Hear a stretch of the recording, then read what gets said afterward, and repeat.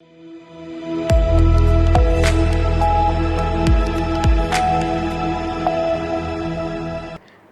मैं हूं रत्ना और आप देख रहे हैं सी न्यूज़ भारत। वक्त हो गया है उत्तर प्रदेश बुलेटिन का। एक और आजमगढ़ पुलिस ने ईमानदारी और तकनीक का बेहतरीन उदाहरण पेश करते हुए गुमशुदा मोबाइल फोन बरामद कर सैकड़ों लोगों के चेहरे पर मुस्कान लौटा दी, तो वहीं गोरखपुर में कानूनी अधिकार और सामाजिक भावना के टकराव के बीच करोड़ों की जमीन का मामला एक बार फिर गरमा गया है।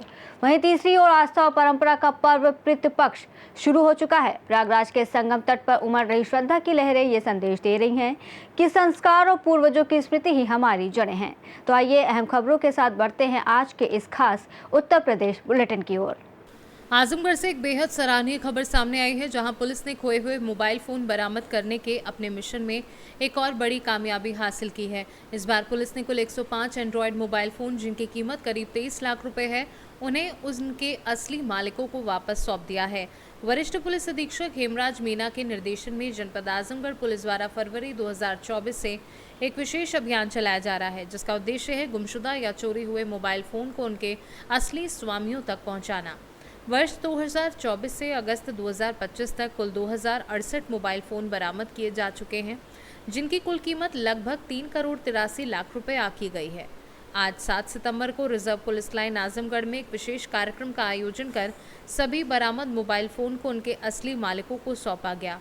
इस मौके पर कई लोगों ने पुलिस की कार्यशैली की जमकर सराहना की। मोबाइल आप द्वारा बरामद कराया जा रहा है, कितनी मोबाइल आज बरामद हुई है? देखिए, आप सबको जानकारी है, जनपद आजमगढ़ में लगातार मोबाइल बरामदगी का अभियान चलाया जा रहा है, जिसमें CIR पोर्टल पर जितनी भी लोगों द्वारा अपनी गुमशुदगी की मोबाइल की गुमशुदगी की रिपोर्ट दर्ज कराई जाती है, उनको तत्काल ट्रैकिंग पर लगाकर उनको रिकवर कराकर लोगों को दिया जाता है। इसी क्रम में फरवरी 2024 से अभियान चालू है, जिसमें अब तक टोटल हम लोगों ने 2068 मोबाइल फ़ोन, जिनकी लगभग मूल्य 3,83 लाख रुपए है, इनको रिकवर कराया जा चुका है। इसी क्रम में इस महीने भी 105 मोबाइलों को रिकवर किया गया है, जिनका कुल मूल्य लगभग 23 लाख रुपए है।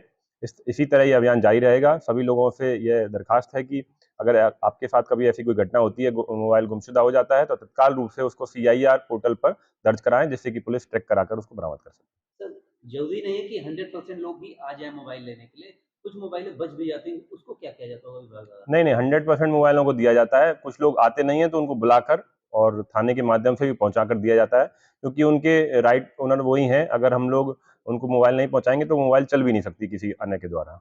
आजमगढ़ से सी न्यूज़ संवाददाता CB भास्कर की रिपोर्ट।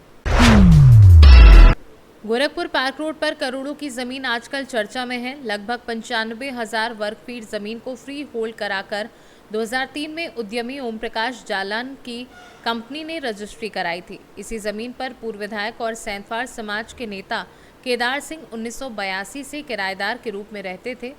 लंबी कानूनी लड़ाई के बाद उद्यमी के पक्ष में जमीन खाली करने का आदेश सुप्रीम कोर्ट ने दिया। केदार सिंह 2012 में दिवंगत हो चुके हैं। उनके परिवार ने जमीन व मकान खाली करने का कोर्ट में शपथ पत्र दे दिया है, लेकिन जमीन पर लड़ाई अभी जारी है। जमीन की ये लड़ाई अब सैंतवाड़ समाज के मोशन से जोड़ी जा रही है। ये मोशन स्वर्गीय केदार सिंह के नाम से जुड़ा है। उनके निधन के बाद इसी परिसर में उनकी एक प्रतिमा लगाई गई थी, जो आज भी है।